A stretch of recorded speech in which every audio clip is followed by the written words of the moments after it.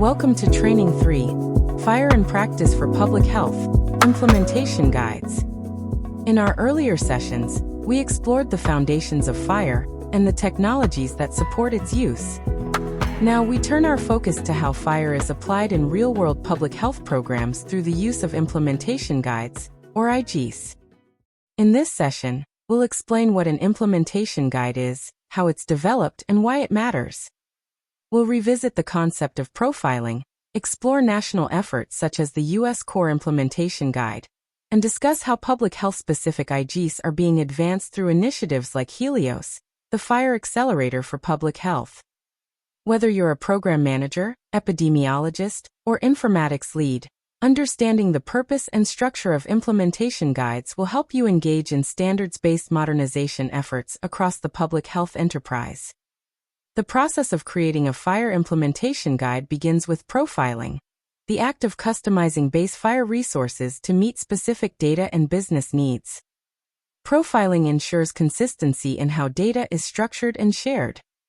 Without it, different systems might represent the same information in incompatible ways, making it difficult to compare records, validate submissions, or conduct reliable analysis. The base FHIR standard is intentionally broad, supporting many types of data and workflows. An IG narrows that scope. It defines which resources to use, which data elements are required, how they should be coded, and how systems are expected to behave. For instance, while the base patient resource includes dozens of optional fields, a specific IG may require only key elements like name, date of birth, and identifiers, along with a standardized way to record race and ethnicity. In practical terms, a FHIR implementation guide is a detailed rulebook or instruction manual that describes how to use the flexible FHIR standard for a specific use case, such as electronic case reporting, vital records exchange, or newborn screening follow-up. Importantly, a FHIR IG is not a software application or a new version of FHIR itself. It doesn't automatically ensure interoperability unless systems agree to follow the same guide. Instead, it provides clear, standardized instructions, supported by examples and machine-readable rules, that help implementers use FHIR consistently across systems and jurisdictions. When you open a FHIR implementation guide, you'll typically find it published as a website. The homepage introduces the use case and scope, followed by a table of contents linking to detailed pages for each FHIR profile, value set, and system interaction. For example, the U.S. Core IG, which supports certified EHR interoperability nationwide, provides guidance on how to use core FHIR resources like patient, observation, and condition in a consistent way. Each profile page describes the required and optional data elements and defines how to represent that data using standardized vocabularies. These constraints are presented in both narrative form for human readers and structured files, like structured definitions and capability statements, for machine processing and validation. Building on that foundation, it's important to understand the role of the U.S. Core Data for Interoperability, or USCDI. USCDI is a standardized set of health data classes and data elements, such as patient demographics, vital signs, lab results, medications, and clinical notes.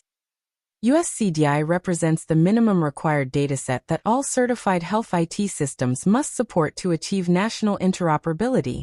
In the context of FHIR, USCDI serves as the floor for data exchange. The U.S. Core IG is built directly on the USCDI dataset, ensuring that these essential data elements are represented consistently using FHIR resources and standard terminologies. For instance, USCDI requires support for recording race and ethnicity, and US Core specifies how to represent that information using the patient resource and coded value sets. Public health or specialty IGs can build on this foundation by adding more data elements, tighter constraints, or additional workflows, but they cannot fall below the USCDI baseline. This approach ensures a consistent level of interoperability across systems, enabling public health agencies, providers, and vendors to exchange key clinical data reliably, even when working across different platforms or jurisdictions. Public health IGs frequently reference U.S. core profiles, so they don't have to redefine standard elements from scratch. For example, The electronic case reporting IG uses U.S. core profiles for patient, condition, and encounter resources, while adding profiles specific to reportable disease conditions. This layered approach simplifies the development process and strengthens national interoperability. Let's look at a few real-world FHIR implementation guides developed for public health. The electronic case reporting IG defines how clinical systems can automatically generate case reports for reportable conditions and transmit them to public health authorities. It profiles resources like condition, encounter, and patient, and includes triggers, vocabulary requirements, and example messages. The goal is to reduce manual reporting and increase the timeliness and completeness of data. The Birth and Fetal Death Reporting Guide defines how structured birth and fetal death data can be exchanged electronically. It focuses on improving data quality, reducing duplication, and supporting timely registration. The Medical Legal Death Investigation IG supports communication between medical examiners, coroners, and public health agencies. It addresses key data elements related to cause of death, toxicology, and investigation context. Each of these IGs is publicly available, version-controlled, and built using HL7's FHIR IG Publisher tool. Public health programs can download, review, and test these guides as part of their own implementation planning. In addition to reporting, FHIR IG support clinical decision support and quality measurement. These guides define how to structure data to support automated rule execution, alerts, and the calculation of quality metrics. For example, a CDS-enabled system might notify providers when a patient with a new lab result meets the criteria for a reportable condition. A quality measurement IG might define how to track follow-up rates for patients with abnormal screenings, aligned with public health goals.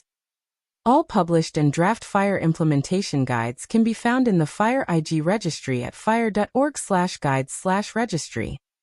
This searchable catalog includes descriptions, URLs, status, and contact information for each guide. You can filter by jurisdiction, topic, or maturity level. Other helpful resources include FHIR Profiling Guidance, the IG Development Process Overview on HL7 Confluence, and Public Health Workgroup Confluence homepage. These tools support learning, exploration, and active participation in the evolving FHIR community. FHIR accelerators like Helios play a critical role in the development of implementation guides by bringing together public and private stakeholders to collaboratively design, test, and refine FHIR standards for specific domains. FHIR IGs are not static documents. They are living tools that support implementation, validation, and real-time data exchange. They are developed collaboratively by stakeholders from public health, healthcare, standards organizations, and vendors, and are often refined over time through testing events called connectathons. Participation in IG development and adoption isn't limited to technical experts. Public health professionals from all backgrounds have a role to play. We encourage you to explore existing IGs, join HL7 workgroups, and participate in a connectathon. In conclusion, FHIR implementation guides serve as the blueprint for structured, consistent, and scalable data exchange in public health.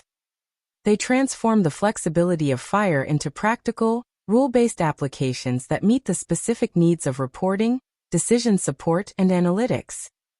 By becoming familiar with implementation guides, you can help shape the future of standards-based public health data exchange, ensuring that our systems are timely, reliable, and responsive to community needs. Thank you for joining this session on FHIR IGs.